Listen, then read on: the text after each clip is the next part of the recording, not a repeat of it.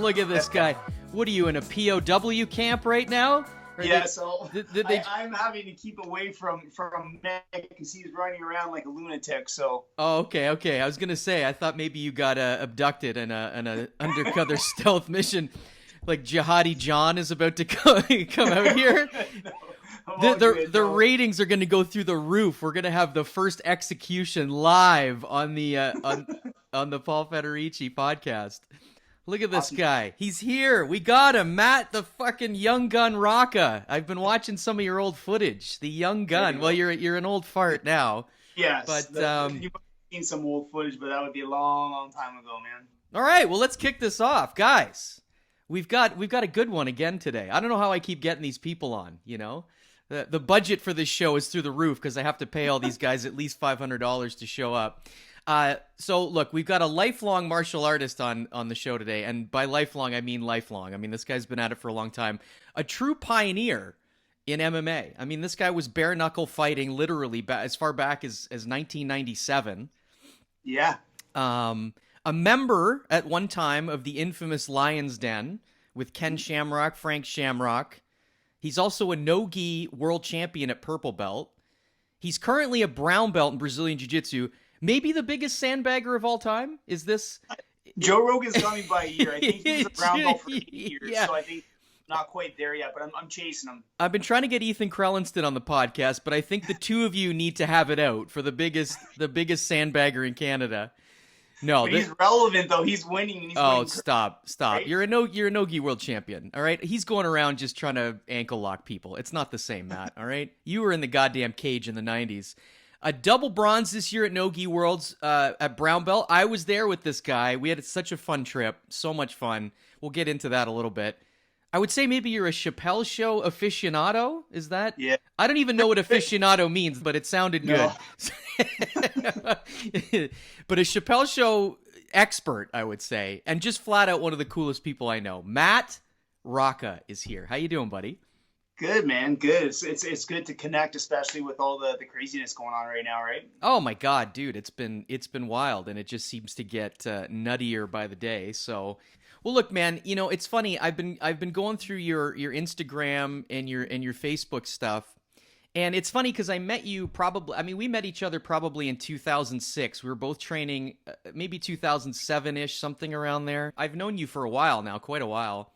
And there's just this side of you that I really don't know that well, right? Because we've trained together, and I've always kind of known you as, you know, modern day Matt Rocca, but there's just so many cool experiences that you have, so many awesome pictures on your profile, and it obviously is something that kind of means a lot to you. It seems like you're reflecting a lot on it. I noticed that, I think it was 20 years ago recently that it was your first fight, something like in June. So that would have been from the last one that I did. So yeah. It was June 2000 was right. The UCC. Yeah. Yeah. So it's just insane. Clearly you're in a bit of a nostalgic mood here, but I really want to talk to you about sort of those early days. You know, it's like we live in this modern time kind of like it's the ultra modern time of MMA, and everybody looks at quote unquote pioneers as being like, I talk to some people, I train with a lot of young guys at Parabellum. And they're kind of like, oh, man, I saw Anderson Silva fight, and he was like the first guy. Or, you know, a lot of us looked at George St. Pierre, but it's like there was such a whole other lifespan before these people even, you know, thought of getting into fighting. So you end up on the Lion's Den, this crazy team. And I'm just wondering, like, how does a guy from St. Catharines here or Niagara, you know, you find yourself on this incredible team. How did that come about? And just tell me a bit about where you were at that point in your life. Sure. So I'm born in Canada, but I have U.S. citizenship as well, and that's a long story. And okay. Both my parents were born in Italy. Dad's side moved to Canada. Mom's side moved to the United States. So I acquired citizenship through mom. So I was working at a nightclub in Buffalo. This is when you were dancing professionally? Yeah. Yes, I thought so. There could be no skeletons, right? Yeah. You're gonna find. We do our research here on the PFed podcast. All right. I'm actually as you're talking, I'm gonna put up like an old collage of you just sort of dancing, kind of with the bow tie on with no pants. Billy's fact checking all this. Yeah, Billy's on the back end, making sure we get all this right. So okay, Yeah, so yeah. you're working. So this is going back to the when I say early days of UFC, I'm talking single digit UFC, right? And I was working security at a place called the Pier, Okay. and it because it's long since closed. It was a massive, massive place. It would be comparable to um, what the docks in Toronto would have been. And I Oh, mean, it's okay. obviously been renamed, rebranded, and such, but just a massive, massive. Like the capacity would be like 10,000 people, Okay. absolutely huge, right? So one night, just sitting around with some of the security guys before the night really kind of started up, and we're talking about the UFC because at the time it was very polarizing, and I think that the marketing that drew so much attention to it obviously hurt it for a long, long time, and thankfully they were able to get back on course. But Right, kind of this um, like I mean I remember the early days and it was marketed as real blood and guts and oh yeah, it was a real sideshow. I mean, I don't there's so many young people that they I remember it back in the day and it was mm-hmm. super controversial, right? Like cuz it was elbows to the face and nut shots and the whole bit. So, but yeah, so it was a crazy marketing ploy that they tried early on. Yeah, absolutely. And we're having this conversation, and a guy that was a DJ at the Pier, he kind of picks up on the conversation, so he kind of joins in, and his name's Charlie Anzalone, and he was very much involved in mixed martial arts, especially with the Nevada State Athletic Commission, because he ended up moving out that way from Buffalo, and he held a major role. I'm not exactly sure what he was up to, but if you're watching the UFCs, especially like the older ones, Right. you'd be able to pick him off immediately. He managed some fighters in the UFC, and that's how this thing really comes together, right? So he had gotten Kevin Rozier into UFC 1. So Okay. in addition to being a DJ, he was also a kickboxing promoter. He worked at the Buffalo airport, which is the connection, because my mom worked at the airport. So that's Okay. how I put two and two together. So he gets into the conversation. He's talking about, oh, you guys like all that stuff, and you must know Kevin Rozier got him into the UFC. I'm like, holy smokes! So now he's in the conversation. So I said, man, like that is the craziest thing I've ever seen. I would love to go see it live. What do you have to do to be able to get tickets for something like that? And he's like, well, funny kind of Well, just like let take me it back. just let me interject for a second here. The year here is probably what, 1995, something like I think that. So so. Yeah, you're like I'm pretty sure you're on point with the timeline. Yeah. not because I'm just as a reference, UFC 1 was in November of 1993. So this thing is just starting. Like it's, ground zero basically. So this is kind of where you are. So I just wanted to Yeah. put a timestamp on that. Okay. Yep. Yeah. So he's like, you know what? The timing is quite good because he had a fighter named Joel Sutton who was Okay. going to be fighting in UFC 6 as an alternate. And he said, well, I'll tell you what. He goes, you get yourself a plane ticket to Casper, Wyoming, which obviously with the connect to the airport wasn't a problem. You're linked up with me. You can get some workouts in with Joel. You're a part of the entourage. You get to experience it firsthand. Like, that's incredible. Thank you. Right. So I was able to travel out to Wyoming and just kind of took everything in. And that card was when Ken Shamrock was fighting Dan Severn Oh for yeah. Okay. the super fight. And but you're just awestruck because at the time I was like 18 years old. So I'm just totally awestruck that all these fighters are like front and center, like, Yeah. shaking Oh hands. my God. Yeah. Absolutely. Yeah. So it's unbelievable. And so I met Ken, incredible. And how things really took off was Bob Shamrock. So Okay. Bob, Who the heck is Bob? Is that the lesser known of the? He's the fat out of shape Shamrock brother. so no, that's the adopted father.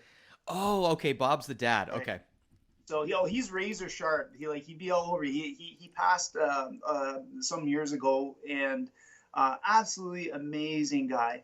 And he just had a way of like if he took a liking to someone, he would just he'd be all over you, right? Like just like busting your chops like crazy. And for whatever reason, we hit it off, and it was basically it was a pleasure to meet you. And that was what it was like. It was like, boom, you're there. You have this incredible experience. You're taking it in like front and center, and then it's over before you know it. But as fate would have it, the next UFC is in Buffalo, New York. Yeah. So Yeah. now, having just met a bunch of these guys who are now fighting on that subsequent card, Ken was one of the fighters who was fighting. So that was another super fight. That's when he fought Oleg Taktarov. right? Okay. So this is totally blast from the past, Oh like yeah. the old guard, right? And so Ken shows up to the bar that I'm working at, along with some of the other fighters as well. So great to see you again. And so I asked him, so where are you doing your final top up training? And he's like, you know what, we don't have a place. Like the UFC doesn't provide us with a place, and I just Wow. couldn't believe it. So I said, I am more than happy to do a little bit of digging, and if there's anything that I can do to help, I would it'd be my honor to help. And so I had spoken to my Japanese jiu-jitsu instructor who had a gym in Welland, Okay. and I had said, this is the situation that's going on. Is there a possibility that we can help out? And he's like, absolutely, we can. Like, it's an honor to have that opportunity. So myself and a bunch of the people from the gym, what we would do is we would go from Welland, Right. drive over the river, go to Buffalo, pick the crew up, drive them back to Welland, and they'd have basically a private training Wow. session because we didn't want anybody around. That was one of the things too, is that they wanted it to be low key, right? They just want to be able to do their workout, and that's the end of it. During those training sessions, one of my training partners, his name was Ryan Labaki. Ken took a real interest in him because he was a super fit guy, super strong, and he had that killer instinct. And when he would train with Ken and the other fighters, because at that time Jerry Bolander was a brand new guy and he was on the verge of making his UFC debut, but like he had Ken had a small crew with him. Okay. And Ryan worked out with the guys, and he just showed those qualities that they're always looking for to bring in like new blood. Right. So Bob had said, you know, we really appreciate everything that you've done to help out.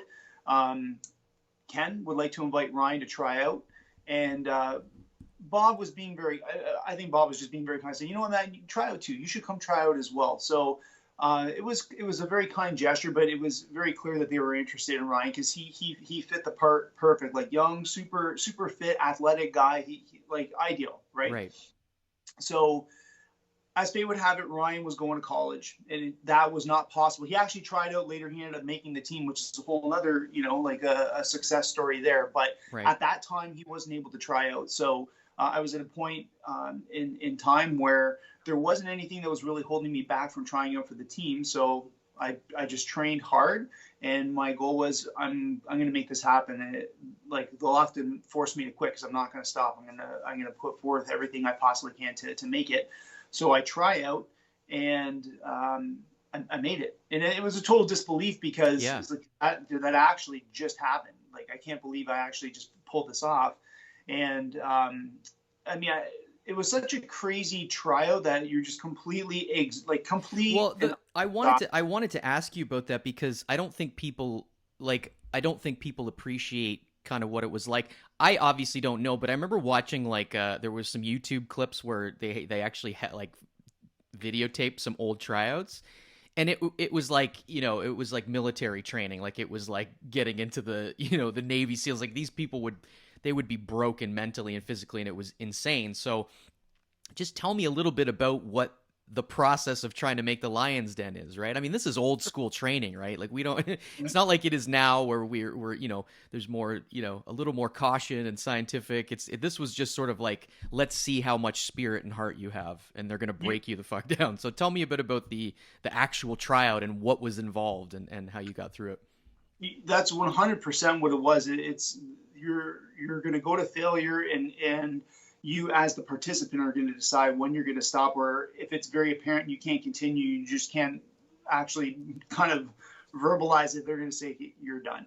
So we show up to a track in the area where close to the gym, right? It was Northern California, and we did a couple of laps just as a warm up, and then there were 6 of us. Okay. And the first thing was like I think the style of squat is called a Hindu squat. So it was like a very flowing type movement. You start in a complete standing position, your arms sway back, you drop down to a really low squat, you come back up, and then you repeat it again and again and again. Right. And it was at least 100 reps for sure. And just the fatigue that you get from that is so ridiculous. I think just on that alone, 1, maybe 2 people quit just on that wow. first. And that's right? Just, they're just sort of loosening up here. This is probably like the warm up, right? Well, because there were so many more elements to Yeah, it as well. absolutely. But I can remember how much pain it was, but I'm like, I'm not stopping. I'm going to press through it. And they want you to kind of sound off. So 1, 2, like you're counting it out as you're doing it. And I just felt, if I can kind of mentally work through it, I'm good to go, right? You just work past the pain, and that happened, right? So I make it through. I'm like, you know what? I will see this through. And there was a whole series of things that we did. There, one of the elements that we had to do while we were still at the track was a wheelbarrow walk. So it was a fighter that was like a Lions Den fighter that's kind of holding your legs, and other Lions Den fighters alongside you as you're kind of making the trek, going all the way down and all the way back. And I can't remember the coverage that we did, but there was a series of things that we did at the track. And then we came back to the gym. We had to do sparring. Okay. And I sparred with Anagaki Katsuomi, who fought in Pancras. Okay. And I think he may have sparred some of the other guys as well, but the people that made it to the final kind of crew, because I think there was only 3 of us that made it to that point. Those guys were getting put to sleep. Like, so as if it's not tough enough that you're fighting, you're exhausted, this at the air. Those guys got put to sleep. What do you mean? Like they're choking them unconscious or knocked out? Choked unconscious. Like, okay. Put in rear naked choke, you're done. Right. But the final thing that we had to do was kicks, and one of the fighters was holding up the tie pads, right? And I just remember the kid. I'm at the end. I've survived this far, and I just remember just trying to rifle off the kicks as best I could. And I was exhausted, but I just kept fighting to get through the kicks.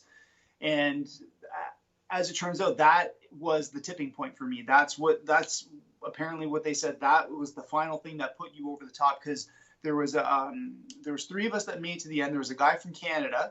There was a guy from California, super, super good guy. Roney was his name. And myself. So there's the 3 of us, and then they have a little bit of a deliberation, and then Ken comes back and he says, Matt, Roney, you guys made it. And I was in a daze because having sure.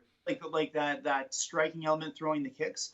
I just remember being exhausted and kind of just somewhat coherent when he's saying, like, if you guys want to pursue this, like, I own you. Like, this is, you're gonna have to earn your keep. This is what you're gonna have to do, so on and so forth. And it's just, you're just completely exhausted. Yeah, okay. I was just in disbelief that I'd made it. Right? Yeah, absolutely. I mean, it's such a young age too, right? I mean, what were the ages of these other people? Like, were they all young, or what? Like, what was the kind of the crew looking like there? So Jerry Bolander would have been in his early 20s, because he was only a couple years older than me. Pete Williams, I think, was probably around the same age, because those guys both grew up together in Livermore in California, so those two go back a ways. There was a guy from Boston named Hagar Chin. He would have been probably like mid-20s, and Frank would have been mid-20s as well. Frank Shamrock was in his mid-20s then? Yeah. Wow, okay. So this is really going back, yeah. Yeah. And that's who I lived with at the time, right? And then a few months passed, they had run another selection or competition, and they had taken. And the interesting thing is that when they run those selections, there may be a few people that actually make it through, but not everybody necessarily stays. Okay. So that people end up bowing out, right? Right. And the next selection was when Mikey Burnett came through, and him. Before we get too far ahead of this, I just want to rewind a little bit. I'm just so curious about this 18, 19-year-old kid. Like, what was going through your head then? You had some training. You were doing Japanese jiu-jitsu, but I just wonder, like, it's such an unusual thing for you to get in at that age. Like, I think back to when I was 18 or 19. I was probably, when you were kind of in this, I was graduating high school and just about to go to university. And the thought of doing anything like this is just so foreign to me. Like, I didn't get into any sort of martial arts or even really athletic training till I was, pretty later on in life. And I just wonder, like, what was like young Matt Rocca like? Like, what's going through your head at this time? What makes you interested in jiu-jitsu, and what makes this appealing to you at that age? Like, what's going on in your head, and what's the sort of motivation for you to train and ultimately try out for a crazy team like this? So, I like true to what I was saying to Charlie, I just wanted to go see the event live. Right. That's all I was interested in. And because I was with Charlie, he's a promoter. Joel Sutton was the second guy that he got into the UFC, and he's had other fighters that had gone into the UFC, right? I think they somehow got the impression that I was actually a prospective alternate. Like Charlie's trying to kind of promote me to Right. have me as an alternate. And there was a guy, Campbell McLaren, who was involved like at the executive level with the UFC, like way back in the days. Like, ah, Matt, like, it's great you're thinking about being an alternate, but you're a little bit light. I'm like, I never thought about being an alternate. I'm Yeah. just here to watch the fights, Yeah. crying out loud, right? And I think maybe just being in that element, and for whatever reason, that was a complete and utter misunderstanding. I just wanted to see what was going on there. But I think that kind of planted seed, saying, you know what? Maybe I could do this. Maybe this is something that, I could, with proper training and such, maybe I could actually do it. And then being connected through Charlie. So I'm very grateful for that, because Charlie was kind of like the person who vouches for me. And as a result of that, I get the opportunity to meet the Shamrocks, right, and like a bunch of the fighters back then. And then that kind of sets the stage for when the event comes to Buffalo. And when I was invited to try out at the time, it was like, well, why not? Yeah, absolutely. Well, it's just opportunity knocking, right? How long had you been training though? Like you said, you were doing Japanese jiu-jitsu.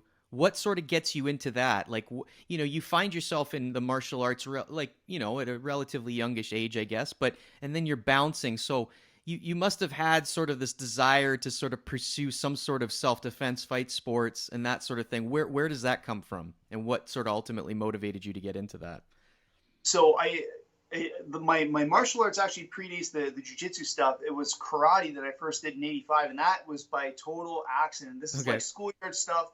I talked to my parents, like, this sounds really neat. Can I do that as well? And then sure enough, I was doing karate from '85 to '92, and I just wanted more. So the karate was great at the time, but then I wanted to do more. And then I just got into Japanese jiu-jitsu. So that's like adding in basic throws, basic locks, so like wrist locks and stuff.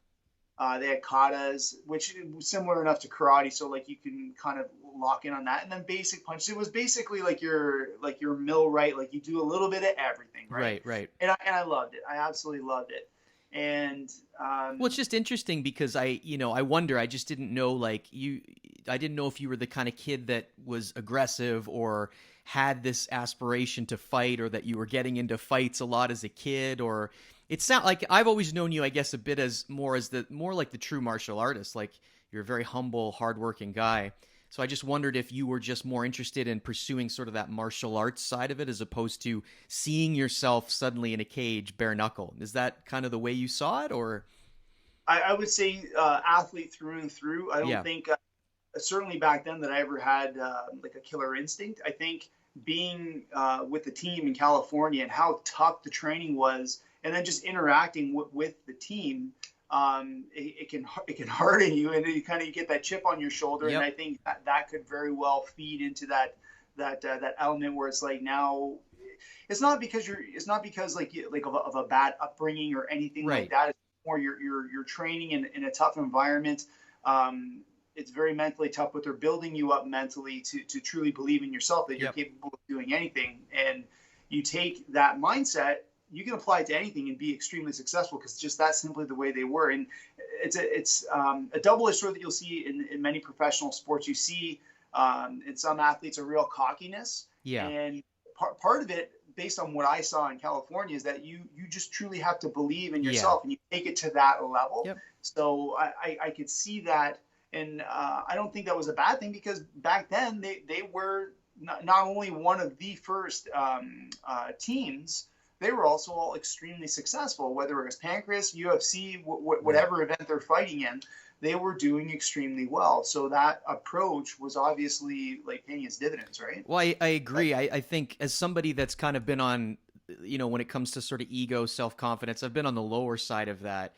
And I think it's about finding that right balance. And in fact, I think I heard a quote from John Danaher say something like, for every match that's lost because of overconfidence, like 100 are won because of it, because it does stem from almost like success, big success, to have the balls to dream about something like that does sort of come from an irrational confidence, right? Like, it doesn't really make sense. Like, if you're a very rational, grounded person, to think that you're going to be fighting in the UFC and become what's literally like a 1%er or a 5%er is pretty irrational if you're looking at it purely statistically. But it's like you need this insane belief in yourself.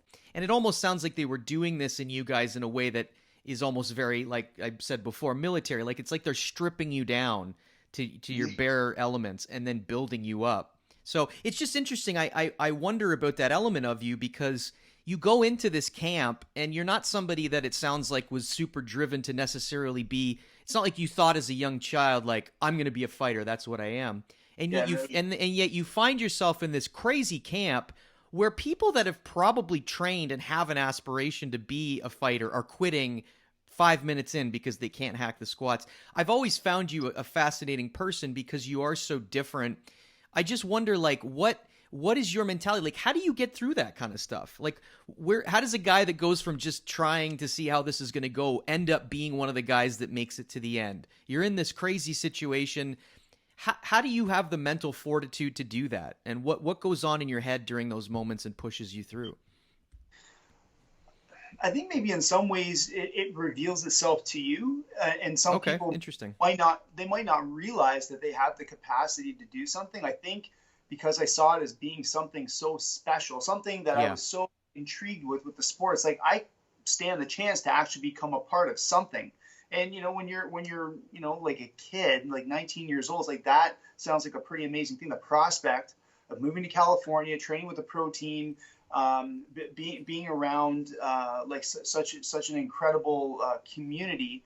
There's like, I want it bad enough that I'm willing to sacrifice and put in the time. So I was practicing the squats. I was doing all sorts of conditioning just to prepare myself for it. But I think you don't truly know until you actually get there and you get into it, right? And I think because of that drive of wanting to see it through and actually be a part of it, I think in that first element, doing those squats, I felt the fatigue. I felt everything that everybody else did as well. Is just I somehow was able to conjure up that tenacity to say, no, I'm good to go, and I'm going to keep pushing through it.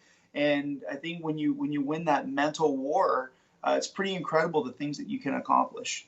Oh my God, absolutely. It's just, I find it so fascinating because it's such a, like, my rise sort of to getting to into jiu-jitsu and stuff was very unlikely. So like the thought of me at that age doing something like that and having that drive and that fortitude, it's just beyond something I could comprehend, because I wasn't anywhere near that. I was far too weak mentally. It's just, I find it really interesting when people seem to be able to find themselves at such a relatively young age in such an insanely difficult sport, I mean, you were so big and helping me in California, which we can get into, but you just seem to have a lot of these tips and tools and tricks to kind of get through that. Is that something that you felt like you had back then, or you were just kind of winging it and just trying to make it through any way you could? Or did you have these mental tools in place to help you deal with the suffering of that tryout in those moments?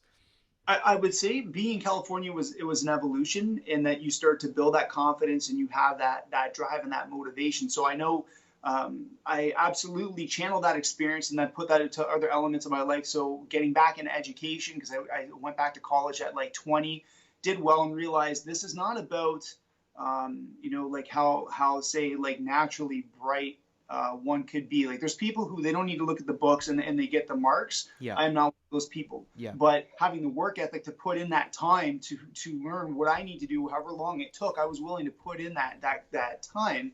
And same thing with being a first responder. Like I was willing to pursue the job and put in the work to get there, and it was the work ethic. But I would say lived experience is really kind of what kind of shaped my perspective when it comes to like mental preparation. Such it was actually tragedy. Unfortunately, I lost a friend on the job in the fall of 2005, September 15, 2005, and that was incredibly tough. So I think seeking out those tools to build tenacity and build resilience, it was a necessity. And because of that, I definitely pursued it and like believed in it very strongly and practiced it.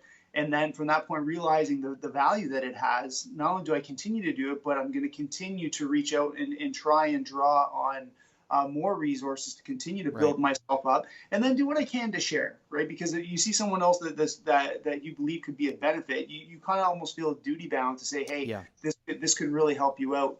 And I mean, we've talked like many times since California, and some of the strategy that we kind of worked on, like for the mental prep, and the stuff that I've been working on now for probably about 5 months, like since the pandemic started. It's just it's life changing. There's no really other way to put it. It is such a transformational thing that I'm actively working on seeking out accreditation in it to be able to instruct. But you should. You're fantastic at it. I mean, you're a perfect wingman to have on a trip where I was stressed out. I'm just fun to be the passenger and watch the madness that happens around. Like you're like the guy who I'm standing around waiting in Starbucks, and then I see you chatting somebody up. I'm like, isn't that Lachlan's wife? Yeah, I was hitting on Lachlan Giles' wife in California shortly after he heel hooked everybody at ADCC. So, and then we're in the elevator. Muhammad Ali's standing there. You're like, oh, there's sushi. He's like, yes, I got some sushi. It's very good. Oh, where did you get that from? I got it from here. Do you want some? No. You're no here. Huh? Yeah, that was when Muhammad Ali's almost forcing his sushi on you in the elevator. Oh, man. Like, that's the kind of crazy stuff that happens when you're on trips. So it's fun just to be a spectator and watch all that kind of stuff happen. Only you. Oh, buddy. Those things can happen too, right? I'm weird like that. I think I'm always so fascinated to see like celebrities in real life, but there were so many funny moments we had there with Muhammad Ali in the elevator. Kyle Tara teaching me how to do a selfie with like all the photos. They're like, this is just me. Oh man, you just hold it this way. Yeah, I give you my camera to help take pictures of some of the stuff I'm doing, and none of my faces are in any of them, or like 50% or less of my face is actually in the frame. I was terrible too, even with your podium pictures. I don't think I got one still shot of the whole thing. So we need a better setup that way. But look, let me rewind a little bit. So I was just kind of curious about sort of where you were in your life, but talk to me a bit, like, what's the training like then? I think we have this idea of the modern training camp. You're in this crazy situation. You know, what was training like back then, and what did it mean to be in the Lion's Den? Like this was maybe, what would you call this, like the first kind of super team, so to speak? And what did it mean to be in the team, and what was life like training with these savages? I think you just kind of like you're gleaming with pride because you're a part of something very, very special. And back then, I had no idea how big this was going to become. I just thought this is something that I'm very passionate about, and I'm very thankful to be involved with it. But little did I know, like, 25 years later or whatever it's been, this is what it's become. It's absolutely remarkable, right? The training was just incredibly intense, and it was next level stuff. It was like, you're going to push yourself through. Like, you're going to get to the point where if I tell you to run through the wall, you will run through that wall, or you're going to die trying to run through that wall. Because that was the mentality that they pushed. And the first real training excursion, if you will, this is when I realized who I was with. So Frank's in his Camaro. Frank's driving. I'm in the back seat, sitting on some Thai pads or something like that. And I think, and again, I'm trying to piece it together because we had to take two vehicles for everyone to be able to come with. But it might have been Hagar riding shotgun, Frank was driving, I was in the back seat, and then Jerry had his Bronco with Pete Williams, and I think maybe Anagaki was with us because there was Pancras guys that would come out to train with the team, right? Okay. So we're in California, we're making our way to San Francisco, and Frank decides he's going to try to pass the car, and he pulls out, and it's basically head on with the transport truck. I'm like, wow, it was really great to be with the team for the 2 seconds. I'm pretty sure we're about to die right now. Oh, Jesus. So he just keeps going. He's just good to go, and then pulls through the transport trucks, just boom, just putting on the horn. Frank's just going by waiting or whatever, right? I'm like, these guys are crazy. Just pure, yeah. So we get to San Francisco, and all of a sudden, I'm like, it looks like they're doing a ground search. What in the world's going on, right? Well, out that way, what they were doing, and what I later learned is kind of the way to do things. At least if you're going to train in San Francisco, like just on the like in a park area or whatever, you're searching for needles, and they actually recovered a couple needles, cleared those away. Oh, it was just crazy, right? So we got the Tide pads out. We're doing our thing, getting a workout in. And again, this is just the craziness stuff that happens. There was like a clearing, and there was a couple of dudes that were ready to fight. There was one guy, like a really jacked guy, that had like some type of a blade, and another guy had a chain. And it's like a scene from Anchorman where all the teams come together and they're just ready to throw down with the. No, it's just these two dudes are ready to fight, and the guys are like, "Hey, we want you to go over to the yoke guy and tell him we're putting our money on him." I'm like, "That guy's got a knife," and they're like, "We got your back." And I just realized that these guys were just on, like, it was just a total different mentality, right? Oh, but, yeah, absolutely. The training was just incredibly intense, and to see the drive, the commitment to be at the top of the food chain. So, you inevitably spar one another. So seeing like Frank spar with Jerry, or Pete spars with Jerry, Hagar spars with Frank.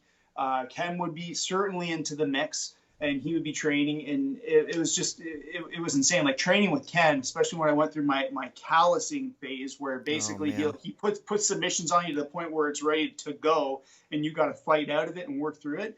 That's the kind of stuff that they would do to just get you mentally tough. Part of your training, they called it callousing, where they would get you in the heel hook to the point, and that's how skilled they were. In terms of their knowledge submission, they could take it to the point where they know if they go any more, they're going to cause a break. But they would just take that where the pain was just unbelievable. It's like, you got to get out of it, and just that physical toughening, but that mental toughening to know you can get through this. You're never out of the fight type thing. And everybody goes through it, right? So every single guy that was there went through that as well. So there's kind of that bond and that suffering, if you will, but it was just unbelievely intense. I've never trained at that level ever since that time, put it that way. Well, I mean, to say it was kind of the Wild West is probably a good way to put it, right? People just, the sport was crazy, training was crazy. I wonder, when you guys were sparring and that sort of thing, now we're so much more aware of concussions and sort of the long-term ramifications of that. When you guys would spar, how often would you spar, and would people be getting knocked out in training frequently, and how did they address that and sort of work around that sort of thing? Or was it just part of the callousing process? There, at least to the best of my memory, I don't remember anybody getting knocked out. Okay. But certainly getting put to sleep. I was definitely on the receiving end of that many times. But that's just all part and parcel. Like there were times where there were injuries for sure. But I think on one hand, the training intensity was extremely high, but there was enough awareness that, okay, well, that's good. Like you knew what the limits were, although, like, believe me when I say, like, the training was unbelievably intense. And if it had gone that little bit further, you would have been getting knockouts, you would have been getting busted up arms, legs, certainly people getting put to sleep. And I was on the receiving end of that many times. So it's just interesting for me to hear that, because I would assume, back in the day, I don't know, you hear stories about, like, even old Militich training camps where, people getting knocked out 3-4 times, you get up, you keep going. And it sounds even to me that you're saying that even back then there was a pretty high level understanding. I mean, they were pushing you, but it sounded like they kind of knew where the breaking point was. And it's not just that there weren't injuries, because there was plenty. Of course, but that wasn't the goal. The goal wasn't, let's knock everybody out every training every training cycle or sparring session, or injure them or try to blow their knee out or something. You're training at a very high level, and unfortunately, the risk for injuries is commensurate with that tempo, right? When you train at a very high tempo, obviously there's a super heightened risk for injuries, and it happened, absolutely. Right. So tell me a little bit about the brothers, right? I mean, I've seen kind of Ken and Frank kind of from a distance on a TV screen, and I know they've had their sort of brother issues, but what's it like being friends with these people? What were they like? I sounds like on the mat they're very intense, but what were they like as people off the mat as well? What do you recall about them as sort of mentors? So I very much felt like the kid brother. right? Okay. So like I have a sister, right? I've never grown up in that relationship where I'm the younger brother, the older brother. So I think I got a pretty good idea of what it's like to be like the kid brother. So there's that element. Like like no question. There's packing order, right? I'm a new guy to the team. I got to earn my keep. Yep. So like all the household responsibilities, that's like a young boy is what you're called when you first make the team. Those are all my responsibilities. And when Mikey Burnett got there, that's something that we shared. So like washing dishes, cooking meals, doing grocery, like the whole 9 yards. And it's just like you're the new guy on the team. You're the rookie on the team, and it was very tough. I mean, they were great guys, but I think there is a purpose to all of that. Oh, Right? without question, yeah. But they're great guys. I mean, there was never never a worry about like whether or not someone had my back. That was like a zero issue. But I think it could be best described as being like the kid brother getting picked on like the kid brother, right? Yeah. And as a new person on the team, it's just the way it was, and everybody kind of goes through that. Look, I wanna circle back here just a little bit because I'm so fascinated by some of the fights that you've had on your record. I look back and you have your first fight in Australia. It appears, at least when I was looking into you, March 22nd, 1997. You're 20 years old. You're fighting in Australia against. Your record is insane, okay? So this is the first guy, Elvis Sinisek, who goes on to have a crazy successful career. There's no gloves. What the hell is going through your head as you're going into this event? Like I see there's actually a cool YouTube video kind of you talking, and it's like I'm just so fascinated, like where are you right now and how are you feeling going into this fight? And knowing that it's Bareknuckle and you're in this guy's backyard. Do you recall that fight? And I just want to know a little bit about that experience. So it was not one that you want to remember because it was a horrible fight. No, I mean, it didn't go your way, but I mean, it's still the balls on you at 20 years old to like, and this is just, we're going to get into a couple other guys, but like, and you're not, that's what I'm saying. There's no amateur fights. You're fighting a guy that goes on to have this crazy successful career. Like there's no shame and, like, just, tell me a bit about that. I just find it so fascinating because it's insane to me. Yeah. No, he was 0-0 as well. That was both of our debuts. That was the debut. And a bunch of the guys in the card, that would have been their first go in MMA because there was at least a couple guys from New Zealand.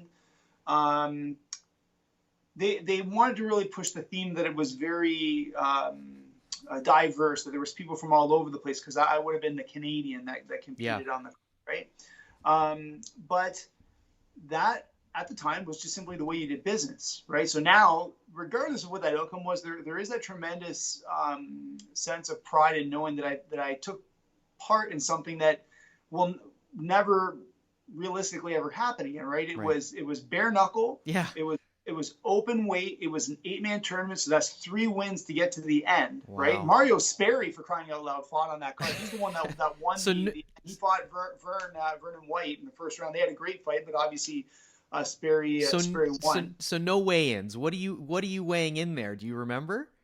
It was like really, really low 180s, like 182, 183. Do you remember what Sinisek it weighed in at? He was long and lanky. Like Elvis is like 6'4", and he would have been like maybe 200, 205, like ultra long and lanky. Yeah. Right? Oh yeah, yeah. And he's a great guy, by the way. We actually still stay in touch, and once in a blue moon we'll fire a message back and forth. That's very, like very Elvis, cool. He's a great guy. But that is just simply the way you did business back then, and I think just everything comes together. It's like, this is why I trained like that amount of time. It was for this is real.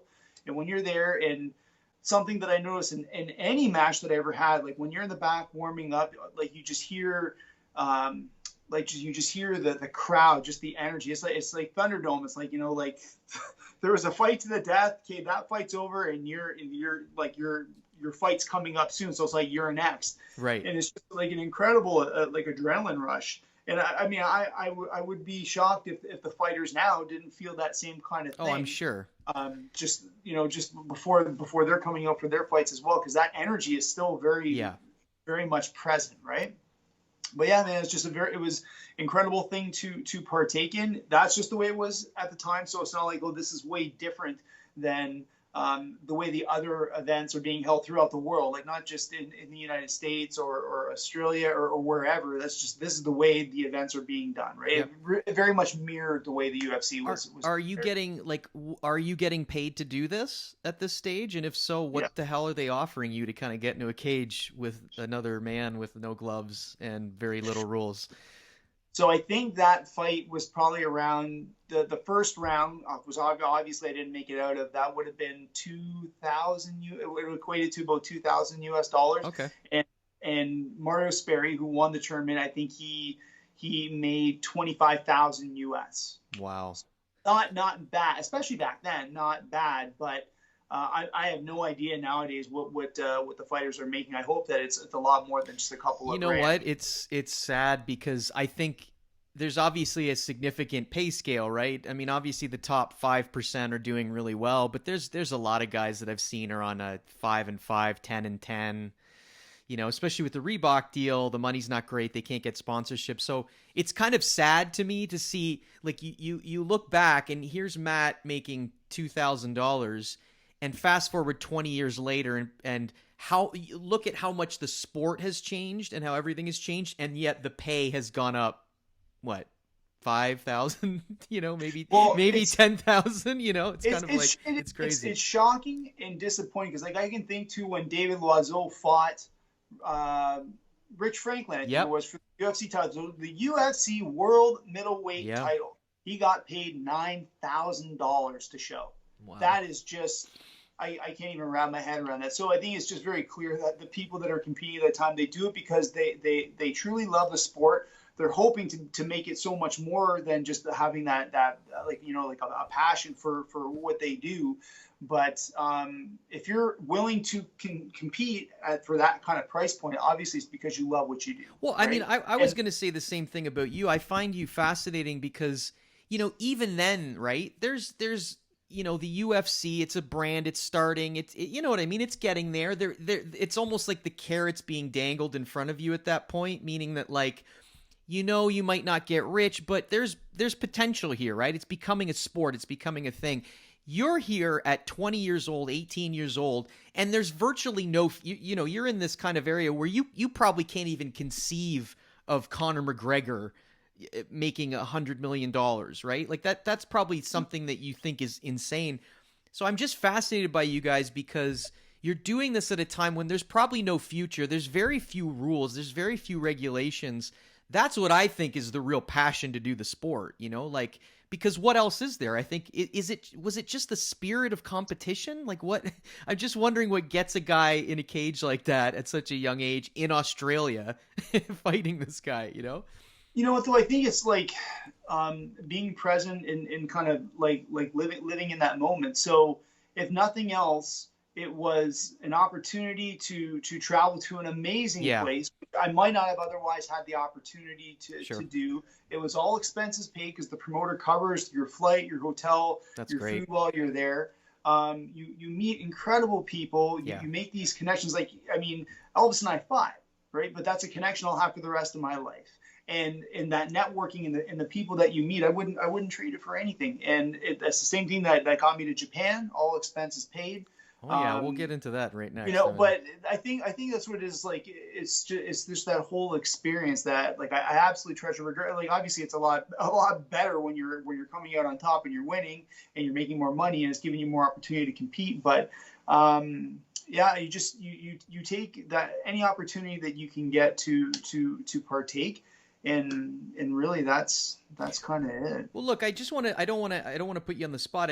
You get, you know, you get TKO'd, and I'm just wondering, like, what's that experience like? Like, what do you you're in Australia, and again, I don't mean to make you uncomfortable. It's just I'm like, and again, I respect the fucking hell out of you guys. I've never been there. I have no idea what that feels like. Like, I've never been in this crazy emotional roller coaster. Like, I compete jiu-jitsu, right? And I've said this where it's, you know, it is for me, it's incredibly nerve-wracking, but the goal isn't really to take me out. It's to, you know, the points and the submissions. But what is that experience like? You're in a foreign country, you know, did you wake up and did you remember the fight? Were there lasting sort of repercussions from that, and how do you regroup and then move on to the next one? So I distinctly remember trying to go for a heel hook, and obviously we've spoken about it after the fact. I said, you know what, I was fortunate because that technique was specifically something I worked on the defense. Right. Well, you pulled guard, right? I mean, you engaged the ground. It's just, you know what I mean? Obviously, it didn't go your way, and with no gloves, there's not a lot of room for error. So yeah, but continue on. So he ended up trapping me. I couldn't escape, and he was raining down with strikes, and I got knocked out. And I just remember kind of snapping out of it, and then kind of the ref getting me back up on my feet. And I think Frank was in the ring. Frank and Vern were there. And that was the beginning of the end for me, because to me, it was an absolute disaster. And I definitely wore it. And it was a time when there was just so much heat on the sport, right, that the opportunities to even compete weren't even really there. The money certainly wasn't even there. And I just kind of had this perception, well, if the top level athletes aren't getting an opportunity to compete, I'm certainly not going to get an opportunity to compete, especially after that disaster of a showing. And I had asked Ken, would it be okay if I went and did some jiu-jitsu tournaments back home for the summer and kind of recalibrate? Yep. And he was good with it. So that's so that would have been the beginning of the grappling scene. That would have been 1997, the summer of 97. Yep. There was a couple of big tournaments then.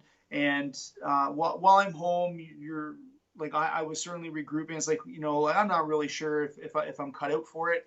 And thinking, you know, like I need to really be thinking about life path. What am I looking to do? Yeah. And I made that decision that I was going to just go back to school and kind of get my life back on track. So like, it was an incredible experience. But I think the fight was the beginning of the end for me. So interesting. I appreciate you sharing that, man. I'm just, I don't ask to try to put you on the spot. I can't even comprehend this stuff for me, because that like me at 18, I'm a fucking complete mess. Like I'm you know, I've been emotional. I've had mental health problems. And it's like when I was young like that, the thought of doing something like that is just, you know what I mean? I was struggling just to try to get by. So I just admire you guys, and I really do mean that. And that's the reason I ask, because I don't know how you guys go on. And it's not like that was it. It's not like you said, I'm done. I mean, fast forward basically a year later. It's 1998. You're in Japan at Shooto. Is that how you say it? Mm-hmm. And you're fighting fucking Akihiro Gono, another guy. And this is what's fucking crazy. This is your first fight. You're 0-1, right, against Sinisek. You go into Akihiro Gono, who's already had 12 fights. And again, you're in Japan on his home soil. Like, the fucking nutsack on you is off the charts for me at this point. Like, nothing but respect. What's like, you know, you're sort of saying this is the beginning of the end. You find yourself in Japan. Obviously, Gono probably wasn't what he is now, or was the perception of him this really super dangerous fighter even back then? Well, he certainly possessed like incredible talent then, and obviously looking at his performances like in Pride, UFC, he's done incredibly well for Bellator. He's done well for himself. I think like that whole experience of simply going to Japan, that maybe became like more like a familiar kind of path, if you will, because that again was the way things were done. Like guys would be traveling to Japan to compete. They'd be traveling all over the world literally to compete. So there wasn't this awestruck moment. Like obviously I wanted to go to Japan. I think anybody who studies Japanese martial arts, right, yeah, would love to have that opportunity to actually go to the source and go partake in some way, whether you're training, competing, and so on. So to be there was absolutely incredible. But I think like watching footage on him, I think I expected there to be much more power. And like, don't get me wrong, he hit hard, but I think the footage that I had seen of him was either KOs or he really like rocked some of the opponents that he fought. So it wasn't what I expected.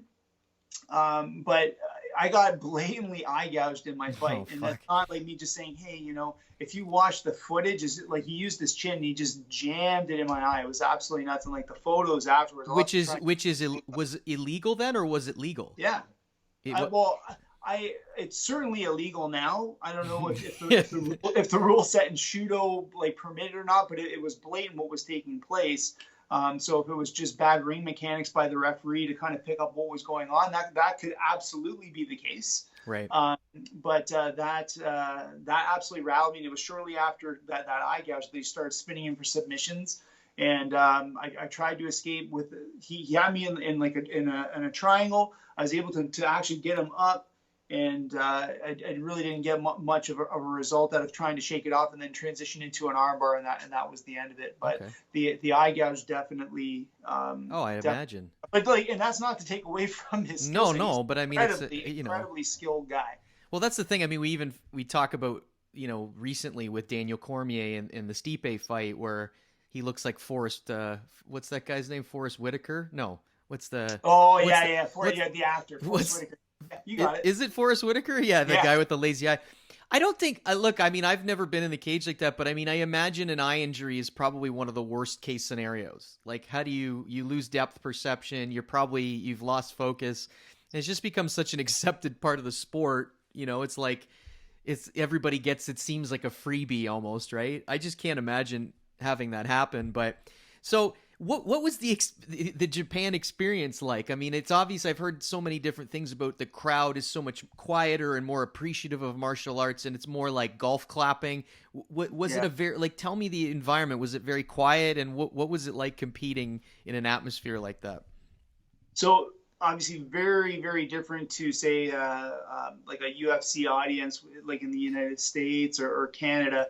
I think there's no Asian just bleed guys. they were. I didn't hear them, but no.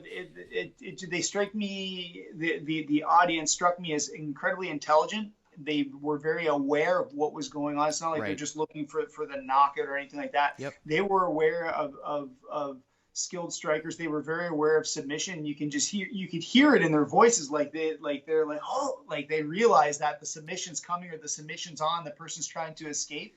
And it was a very wild experience. And I'm trying to think here. Yokohama Arena where I competed. The place was like three quarters full. So like they're hugely passionate about the sport, and certainly were at the time. So it was quite incredible again to be a part of something like that, right? Right. Yeah, absolutely. No, it just seems wild to me because it's like your resume is basically a bunch of guys that went on to have wildly successful careers. You're getting close to the end here. You fight Dennis again. This is what is crazy to me. You fight this guy Dennis Reed. So you're 0-2, and this guy is 25-18 when you fight him. He's 25-18. And here's Matt Rocca with 2 professional fights. Like, what the fuck? Like, what are you thinking going into this fight? I mean, how did that come about? And I mean, what are you thinking with a guy that has such a crazy record? You're just trying to get the opportunities whenever you can. And that's not actually the person that was actually slated to fight. It was one of I think maybe a training partner or certainly somebody from his area, because I think he was a Midwest guy. Yep. Mark Jakewith, I'm pretty sure is the name of the guy that I was supposed to fight, but for whatever reason, maybe an injury or like a conflict. Oh, great. So this guy just shows up. On those lines, he's out, and then Dennis Reed is in. And so as far as that goes, you know what? I'll take whatever opportunity I can get. The weigh-in was a major a mismatch. Because I weighed, I think I was in like mid 180s, and he actually came in overweight. He came in at 201, and the fight was slated for 199. Okay. But I didn't even get a percentage of the purse for him coming in overweight. That was just the way it was at the time, right? But regardless of the skill set that he brought into it, I went in ultra confident. I spent a whole bunch of time at a Nappers Boxing Club, which is in Welland. It's a really, really good boxing gym, really, really good reputation. The head of the gym had coached 2 Olympic teams, so there was like very, very high quality coaches and training partners. And that fight, I definitely went in with the intent to focus on boxing. But the fight went to the ground. I was wearing shoes. I wore shoes in my 3rd and 4th pro MMA matches, and that really was the undoing, because he had a hold of my ankle, and like my foot, like if this is my foot, my foot went like that. Oh Like yeah. he had an insane Achilles lock, and I didn't give up, but that really threw me off. And then I remember having him in a toe hold, but position wasn't properly secured to finish. But at the end of that round, I just wasn't able to continue. It was listed as submission, but I wasn't able to. I think it probably should have been a TKO because Okay. I wasn't able to proceed into the second round. But as it turns out, he broke his hand. So So who knows? what caused you? Was your ankle damaged from that Yeah, Achilles? So you were basically done. Oh man, it I was like couldn't. it was like that John Jones fight where Jones he TKOs Chael Sonnen at the end, and if Sonnen had Right. made it, Jones's toe was literally snapped in half. So Yeah. if you stuck it out a little bit longer, but Yeah. So when Dennis was throwing strikes, trying to throw strikes for my face, what I did is I ended up covering up like this to basically cover my nose, cover my eyes and mouth. okay. So he So it kind of punched your creates a little bit elbow. of a deflector. So no, he ended up striking my head. Oh, So okay. he broke his hand on striking my head. Still bare knuckle at this point. No, there was There were gloves. gloves. Okay. That the way they had run the IFC on the Indian Reserve, basically the fight before you, that fight's done. Wipe off the blood off the gloves, give them to the next guy. It was literally that's the way they operated Wow. there. That It was absolutely incredible. I So mean, again, when you look back at those times, it's like I can't believe I was a part of something like that. But it's incredible. oh, for Yeah, sure. incredible. So you finally come around here. You get your last fight here, June 2nd. It appears in 2000. You fight the late Shawn Tompkins. How does it feel to get out there after all these crazy experiences and get that win? What's that feeling like? Tell me a little bit about that fight. It was incredible, and I remember talking about it in the post fight interview, saying like I've been in the sport this long, and this is how long it's taken me to finally get that W. So it was absolutely incredible. Shawn was just a larger than life type of person. Yeah. He did extremely well in kickboxing. It's unfortunate that success didn't translate into MMA, but he obviously had incredible skill sets, and he was a world class MMA trainer. He worked with Yeah. Oh, super, absolutely. Yeah. and my understanding was they thought that I was going to try and take the fight to the ground, but that absolutely was not my intent at all. I continued to work with the guys at the boxing gym, so that fight, as it would turn out, would be mostly a stand up and just trading back and forth. But it was an awesome fight, and like just the way my life played out, that was the last one. I didn't know it at the time, Right. but thankfully I went out on a win, and it was incredible after all those years, that path of what I had done to train, where I had been, and reaching that point and being able to tie all those skills together and actually get that outcome. It was absolutely incredible. Yeah. Priceless. Well, it's funny too. Like, I mean, you go through this crazy life, and it's like I wonder, what did you decide to do next, and how do you go back to sort of this normal quote unquote civilian life? You've lived this crazy wild ride. You've been all over the world. You've had some crazy experiences. I guess, first, did any of this change you for the good, for positive and negative? Were there things that you felt changed you? And then how did you, what was the next step for you after fighting? I think it in a negative way, it probably set the stage for injuries later on in life. Like I ended Okay. up having to deal with a herniated disc, and I think that was just like wear and tear from training. Sure. Yeah. Thankfully, I was not seriously injured. Like you hear of CTE and Yeah. guys having horrible issues like post fight career, and I'm very fortunate for that to not have happened. I think the incredible thing was just that tenacity and resilience, which I think reveals itself. And you don't really know what you're made of until you're put into that position where now it needs to surface. And I think taking that tenacity and resilience and just simply applying it to other elements of my life, I think is what has enabled me to pursue other things and see success in other things. So whether that's just being committed to university and just going a long haul part-time and studies in university to complete degrees, whether that's to keep at it in Brazilian Jiu-Jitsu and try to compete at high-level tournaments and try and see some success there, in my career, my work career, being successful with that. Like, I think that really comes from the mindset that really developed from training. So I would say that that's, if that was the only thing, and it's not, obviously, because I was very fortunate to get incredible technique from really talented athletes.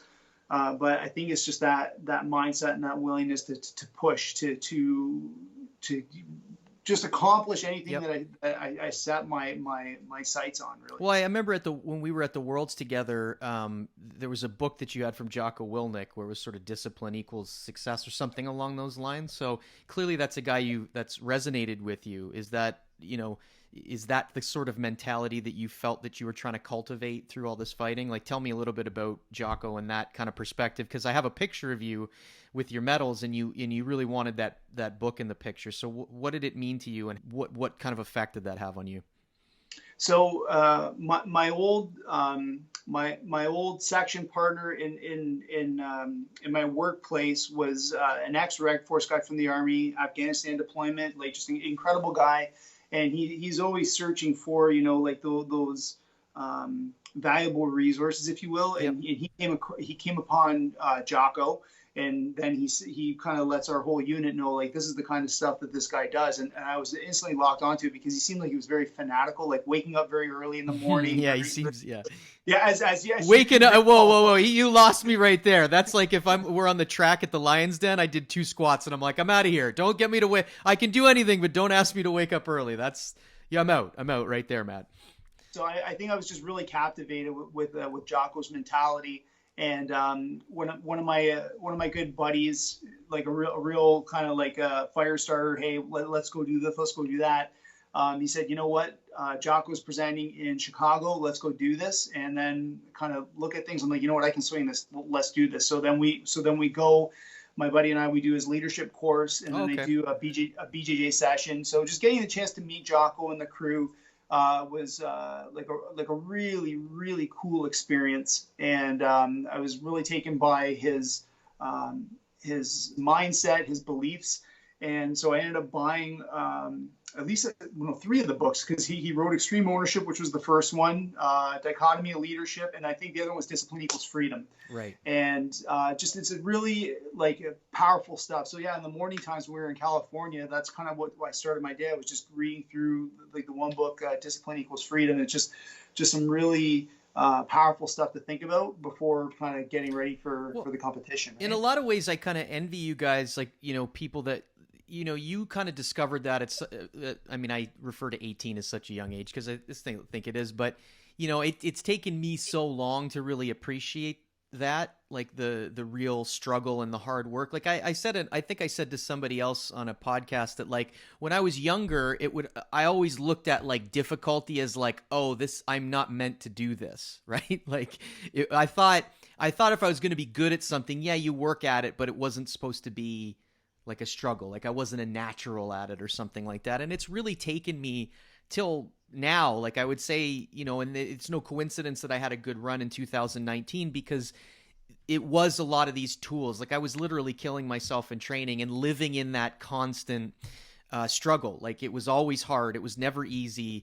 And like the old me back in the day would probably be like, well, I'm not cut out for this. Do you know what I mean? And I didn't understand that really that consistency, the dedication, and making that work habitual, and then starting with the mental piece, which I kind of just stumbled onto. I didn't really have a mentor. And that's why, to me, that whole trip of us going to California was just like, it just made it seemed meant to be, because you had already committed to going, and I saw your name in the list of competitors. But then to have you there as somebody that already has all these insights, and you were so great at like helping me with my confidence and breathing techniques, and it just was really the pinnacle for me. And it was like, I just wish that I had gotten there a little bit younger, because I think I would have, I mean, I'm super grateful that I've kind of figured it out now, but it's just a weird lesson that I don't think some people ever learn. So I guess I'm kind of grateful to have found it. But it's such a crazy thing. Yeah. Like I feel like in this day and age, people kind of want the easy route. And I see a lot of parents insulating their kids from failure and setbacks. And yet it seems like that's the answer in a lot of issues, is like, You know, I had a dad that kind of, I love my dad. He's been everything to me, but when I was a kid, he would always kind of bail me out, you know? He'd always kind of, and so I don't think I ever had that opportunity to fall flat on my face and be like, well, this is my job to fix this. Do you know what I mean? And so sometimes I think it's a lesson that's valuable to learn young. I think like I mean, there's a lot of like incredible points. Like I think you know, like that difference between like fixed mindset and growth mindset, where Yeah. like maybe like you saw that transition yourself, as did I. I think you know if you kind of get locked into that downward spiral of self-fulfilling prophecy, oh, I'm not good enough. I'm Yeah, and it not really is that. It truly is that. That's yeah. exactly the same thing I've had for years, you know. And I think just being focused on the task at hand. And buddy, like I told you when I was there, but I stick to it. Like seeing your development and what you've accomplished with your jujitsu is just absolutely remarkable. And I think you didn't need any external help. You always had it in you, like on those mats there. And like quite frankly, I was just trying. I was a very B-level actor of Rory, because I think he's an incredibly no. coach. I really Yeah. admire the way he coaches, and I was just trying to do what I thought he would do for you. And quite frankly, I really don't think you needed it, because the skills that you have were just absolutely remarkable. And when we were kind of reviewing strategy before our day was up for competition, I was just like, wow, like you have completely transformed your skills, and it's very clear that your dedication to the sport has paid its dividends, because that's what I saw in you.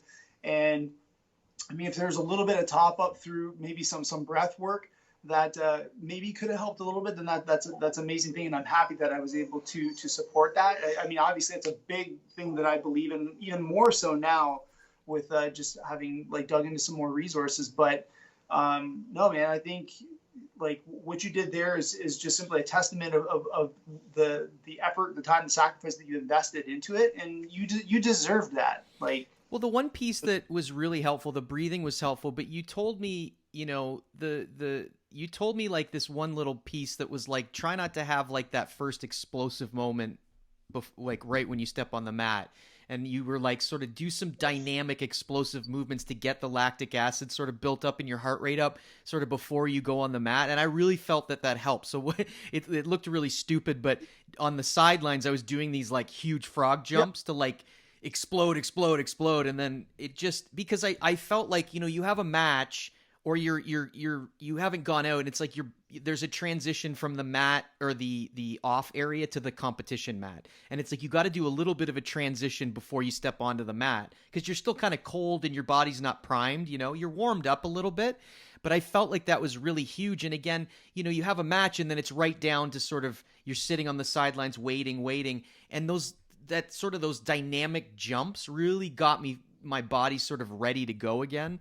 And that was a piece that I had never really done before. And I know it sounds simple, but it's true. Like it was very effective. So I really appreciate having you there. And I mean, it's, you know, you do offer a different side. Like you have this like compassionate side. And like, I could tell you genuinely wanted to see me succeed, you know? So it was really cool to have you there for sure. And I really appreciate what you said. It's been a crazy ride, to be honest with you. I didn't think that something like 2019 would ever happen for me, but I just wanted to, I don't want to keep you too much longer. There's just so many cool things I wanted to talk to you about. But I just wonder, like, you know, you've seen so much over the years in terms of changing and that sort of thing. Like, what do you, like, when you look at modern MMA now, like when you see these young athletes going through, like, what goes through your mind? It just seems like these guys have so many advantages. Like, what are your perspectives on modern MMA right now? And I guess the changes you've seen sort of over the years. It's incredible to be witness to it, to be perfectly honest with you, seeing where it was and where it is now. So whether that's like being present at the local shows and seeing like just an unbelievable amount of incredibly talented athletes, men and women, it's just remarkable to see, like even like our local athletes and the heights that they're soaring to. It's absolutely remarkable. And I guess it's kind of like a nostalgia, like you have that grin, like, you know what, once upon a time I can remember being there and wanting to gear up to compete. And like the caliber of athletes, it's completely changed. Like jiu-jitsu, same thing. You think Oh, about dude, a it's blue belt now versus a blue belt way back when. oh my God, it's not even comparable. It's not even comparable right now. Yeah. But it's remarkable to see like where the sports come, and it's just amazing just to see the skill and the caliber that the athletes are at now, and like I just have a tremendous amount of respect to see the younger athletes having that goal of trying to build up and kind of reach the pinnacle and try and make it to, you know, the UFC, the Bellator, the major events. And yeah, I just absolutely love it. Well, all. I always wonder from your perspective, because, you know, I look at modern MMA and even it's changed. Like I kind of got into jiu-jitsu probably around 2006. And I remember sort of the old days, quote unquote, of MMA as far as my experience with it goes. And I just wonder what you think about sort of the modern sporting aspect of it, because it has changed. Like I kind of miss the days a little bit where it was a little more style versus style. And I think the type of person that got into it was a little different. And I hate to use the term, you know, true fighter versus athlete, but it seems like it's drawing more of, you know, people that are better athletes, and I don't know that they would have been as committed to the fighting lifestyle if it wasn't what it is now. So I almost feel like there's almost in some ways to me there's almost too much parity in modern MMA, where, you know, everybody's starting from ground zero on all skills, and so you never get like a guy that is literally, you still see them, but it's more rare to have somebody that's literally world class in one area, whereas now they're very good at everything. Do you see that as like, what are your thoughts on more of the sporting aspect where it's let's win the round, let's have the strategy? You know, do you find that exciting, or do you kind of miss the days when it was a little bit more, not that I'm looking for violence and blood and guts, I just mean it just seemed like the characters are a little different and the approach to fighting is very different. Everybody has their own take on what they like or what they see as being like a great match. And I always liked the precision, the technical stuff. So where someone might say Sakuraba versus Carlos Newton was a horrible fight, that's probably one of my most favorite fights, because it was just two technicians getting after it. So I love that kind of stuff.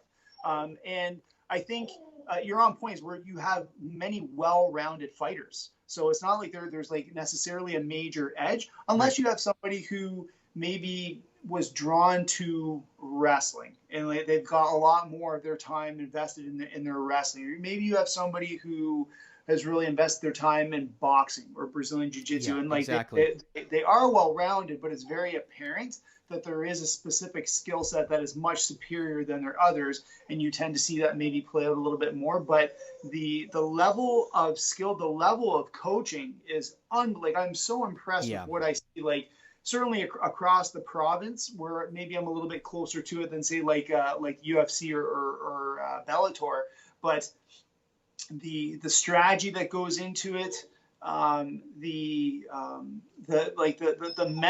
mental support, like just the positive input that the coaches are giving to the athletes. It's just remarkable stuff. Like you could tell it's real high speed precision stuff, where back in the day it was more rudimentary, where it would just be okay. You're going to see like the soccer kick to the head. You're going to see like some crazy elbow. The amount of fence grabbing, like if you go back and watch some of the early UFCs, and you know what, like I was watching a video and Eddie Bravo was talking about Jerry Bullander beating Fabio Gurgel, which like when I think about it now, it's like wow, that is just unbelievable. And watching the fight, and at the time the rule set allowed for grabbing on the fence. You don't think about it like in hindsight, like how much of that actually occurred. Now, could that affect the outcome of the fight? Absolutely it could, but that was the rules at the time and it was permitted. But when you think of where the sport has come now, and the restrictions on things that would have been permitted before, it's forced the athletes to have to develop their skills even more. Because no, you can't grab the fence to keep yourself standing anymore. No, you may have gotten the better of your opponent, but no, you can't soccer kick them. So it forces more athleticism. It forces more skill and strategy out of the athletes.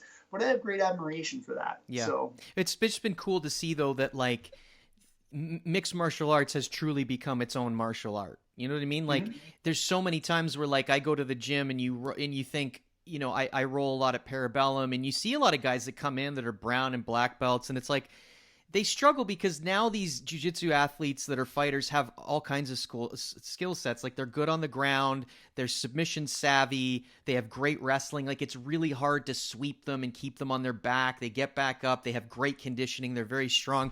So I've seen it a lot in the Brazilian jiu-jitsu side. Like you said earlier, like the level of athlete that's even been drawn into jiu-jitsu, like the talent pool is so much bigger.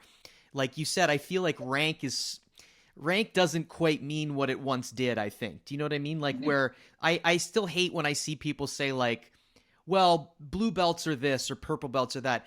It seems so subjective at this point. And, you know, you could have lots of blue belts that are training 5-6 days a week, or you could have a black belt that, you know, has a full-time job and he only trains twice a week. And then the ability for you to just watch YouTube all the time and drill at home, and it's just such a different ball game, you know? Like I train with guys at Parabellum there's a kid, Vinny, I train with. He's like 20 years old, and he's already so much better than most black belts that I know. You know, he kicks my ass all the time, and I just see more and more of that. Is that an evolution I guess you've seen probably in jiu-jitsu as well? Well, I agree with that. When I linked up with Fernando Zulik a little while back. Okay. And, yep. Like really interesting conversation to have with him as well. And he was talking about, you know, like some of his athletes and what they're able to accomplish. And he gave a really, really cool measure. He goes, so if you have a world class, like a legit world champion potential blue belt, they should be able to cash the black belt. Like every now and again, actually submit.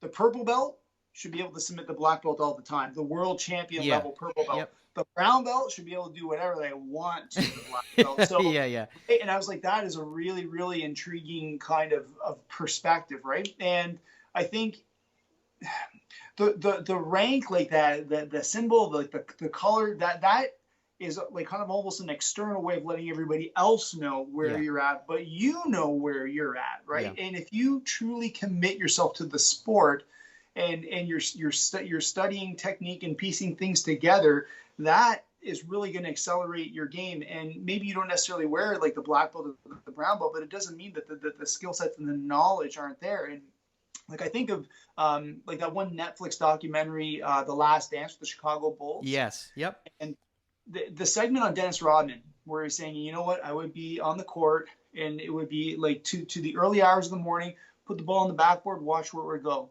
And then I'd have one of my teammates do it again, to the point where no matter which way that ball goes, he knows where it's going to. And that's why he was incredible with rebounds. So when you think of someone like one of the many, like Gordon Ryan, I will force you into a position where I know you can only do this, this, and this.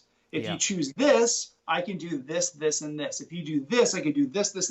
And it's this decision-making model where no matter what the situation is, I'll force you into a predicament where you can only go certain ways, and then I know what to do from there. And if you respond, then I know what to do from there. And those are the people who have truly mastered the sport. And it's incredible to see how many athletes are locked into that kind of pathway. It's remarkable. I admire that so much because it's not just one. There's many athletes, like whether it's aspiring athletes or seasoned athletes, that have that kind of mindset, and it speaks to like what the sport has evolved to, right? Not just jiu-jitsu, but MMA. It's just absolutely remarkable, right? Well, the thing I've noticed, the biggest change, one of the things I've seen over the years is literally the quality of instruction has gone through the roof. Like I remember back in the day, you know, we'd do a technique, and there's details obviously, but I feel like when you watch some of these great instructors, I always sort of reference John Danaher. It's literally like he's brought sort of academia into it. Like he approaches it like it's a university lecture. He's incredibly analytical, like obsessively so. And it's like even when I started to teach more, I feel like pressure because you're sitting there going, you can't just get by. I mean, you can, but now when I see really good instructors teach, like, it's the conceptual ability they have to sort of frame it. It's the details that are just off the chart. It's knowing all the answers to all the questions. And I just don't remember it being quite like that. I remember I have lots of old instructionals, but I just feel like now it's like the game's changed. And I always say to people, like, I see this ego piece in jiu-jitsu a bit with the belt thing, where some people either stay humble and in that growth mindset, or they kind of double down and say, look, I'm the black belt, I know what's going on. And I think that that's, in this day and age, that's a really unhealthy mindset, because I've learned stuff, even preparing from Worlds. I was training with this Vinny guy. I was training with Nav, who's a blue belt under Rory, but he wrestled for Guelph. I was training with a lot of colored belts, and these guys were they gave me better rounds than people that were brown belts at the world level. Like, and it's like, so I just try to use, I don't try to use belt as like the be all and end all. Do you know what I mean? I try to look at, well, how is this guy performing against me? What's his knowledge? What skills does he bring to the table? Because I think I see people just sort of get bogged down too much in, well, what's that color you've got on your belt? And I think in this day and age that it's misleading sometimes, It is so true, and if you're really fortunate, then you might be in a position where you have that black belt level practitioner that their skill sets are just on another stratosphere, and they're incredibly humble and they're willing to show you. Like Scott Jutras is one of my instructors, and I think he decides where he wants to be on the annihilation meter. Oh, like, yeah, I'm sure. He takes it easy on this old dog while one hand's playing chess and beating this person in a game of chess, and the other hand is sipping on a lemonade, and he's still smashing me. Yeah. But it's remarkable to see the proficiency, the humbleness, the willingness to pass on the knowledge. And it sounds like you're saying, well, I'm not surprised because of where you train, but you have an incredibly deep talent pool of people of all ranks that have those skill sets that they're sharing with you. So blue belt, it's irrelevant because that person has such incredible skills, and they're able to help you figure out what you need to do to enhance your game. But it's so true. Like the ranks are really irrelevant if the people have the skill sets and they're willing to pass that along to you, and it's helping you. And that's fulfilling. I would think it's fulfilling to them that they're seeing something that they're able to pass along to you to help you develop your game, right? Oh yeah, and that's not to say, like, I'm not saying like, yeah, like the rank is important, it's cool. I just mean I'm just not going to look at it as like the be all and end all, right? Like I kind of said in one podcast, like dealing with your ego in the training room, when you struggle against people of lesser rank, it's kind of like, look, it really, what matters is how they perform against you. Like, you know what I mean? Like I'd rather train with a purple belt that really I have a hard time with and is tapping me out than say, I'm rolling with this black belt, just whoever, but I have an easier time with for whatever reason. Maybe our games don't match up because I don't think I'm getting as much value out of it. The color's different on the belt, but I'm getting better work from this person for whatever reason. Maybe they're faster than me, have better cardio, they're more technical. So I think it's a piece that we often don't talk enough about.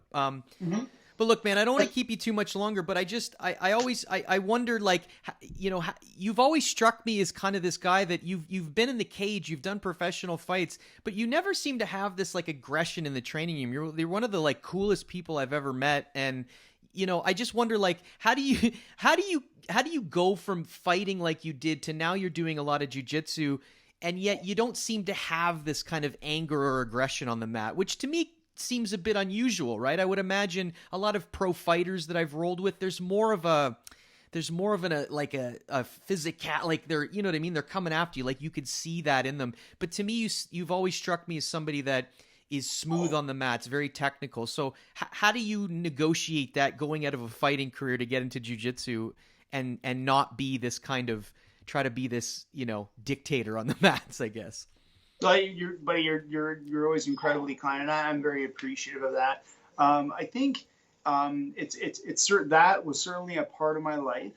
I think my own views are that I was an athlete as opposed to a fighter, and okay. There's nothing wrong with the person who views themselves as the fighter. There's nothing wrong with the person who views themselves as the athlete. Some people have the killer instinct. Some people don't have the killer instinct. I think it was just an incredible part of my life that I'm very thankful for. I think it has certainly shaped who I am.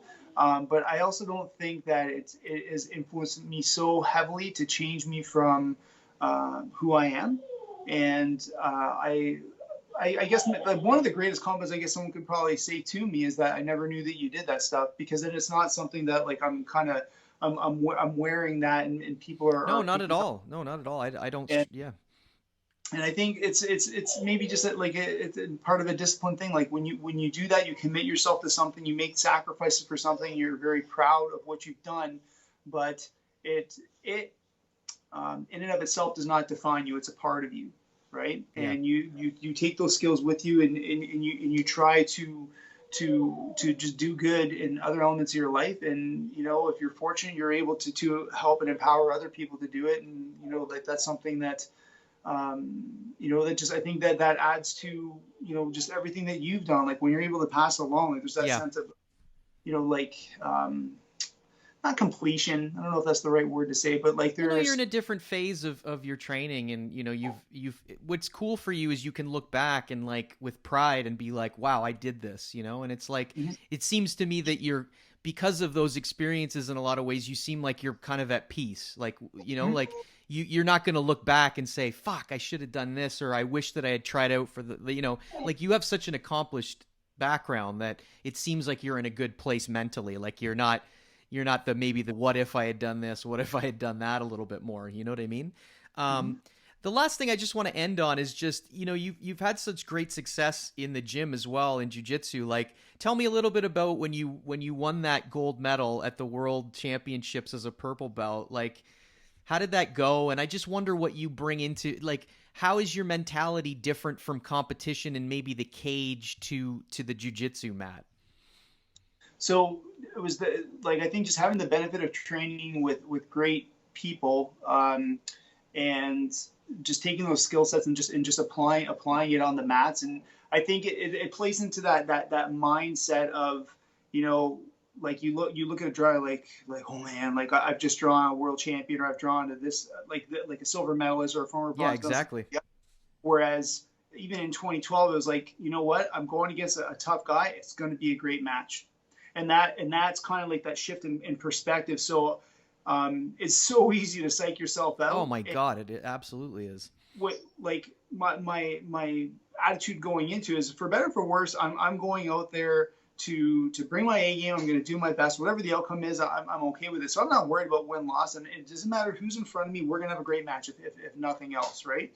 And that may be the one and only time in my life where everything that could have gone right did, because it wasn't like I had some crazy change in my approach. So now, actually, I will say there's a guy named Joe Picton, someone who I worked with. He's retired, but he wrestled for Lakehead way back in the day. He helped me tremendously for 2012 Nogi Worlds, and I never had a chance to really kind of thank him for that. But he gave me some time working on some techniques. So just going in with the right strategy, nothing crazy, like not a marked departure from what I would normally do, but I had my strategy, and for whatever reason on that day, everything worked. And it was just that progressive buildup. Like I'm feeling unstoppable. Like everything that I'm doing, I go for the takedown, I get the takedown. I go for this pass, I get this pass, and I won my weight class, and I just kept rolling with it in the open weight division. And it's just the same attitude. And like in open weight, obviously you're going against gold, silver, and bronze medalists. And I went in the quarters. It was a bronze medalist from ultra heavy.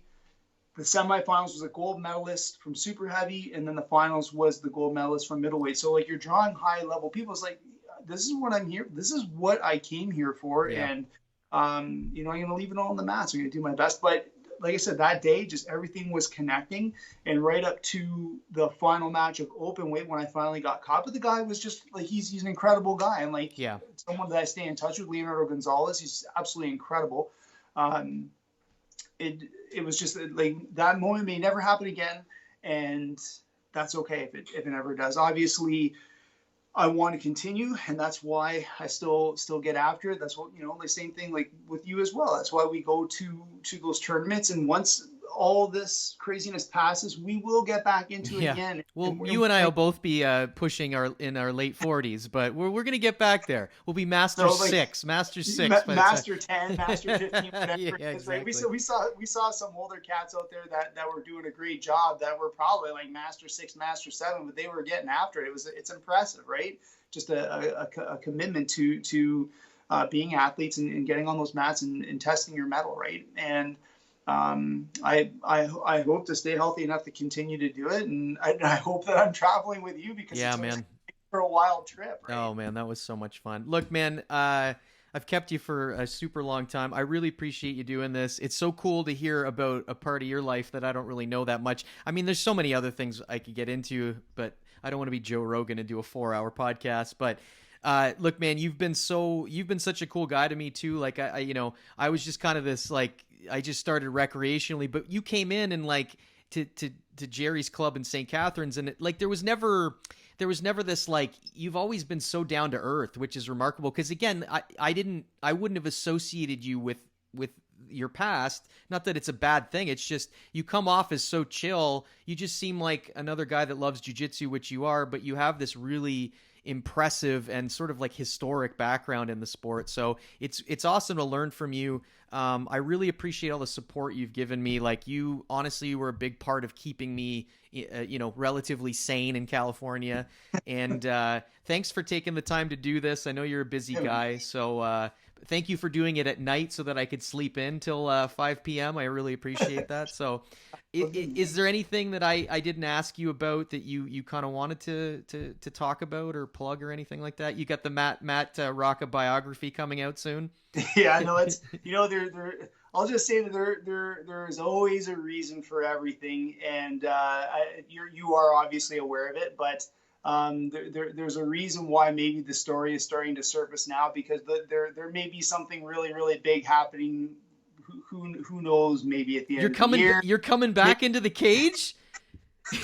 Well, you know what? Matt Rocca versus Dan Severn, the match that never happened, is finally coming to fruition. That's it. But no, there's definitely some big stuff in the works, and the pandemic kind of dictates on how things kind of play out. But I'll just say there's always a reason, and some big things are going to happen, which, like, I'm hoping definitely that you will have a part of. But you know what, people can kind of have the hamster running on the wheel, kind of wondering what's coming down the pipe. But exactly. It'll be a big, amazing thing, and I'll be looking forward to see that take flight, and I really hope to see you taking a part of it as well. That's awesome, man. All right, Matt. Thanks so much, dude. I didn't keep you. I hope I didn't keep you too long, but you got a lot of cool stories. Going crazy. Yeah, no, I heard him. All right, buddy. Thanks so much, Matt. I really appreciate it, dude. All right. Okay, buddy. Thanks, man. Okay. Bye. Bye.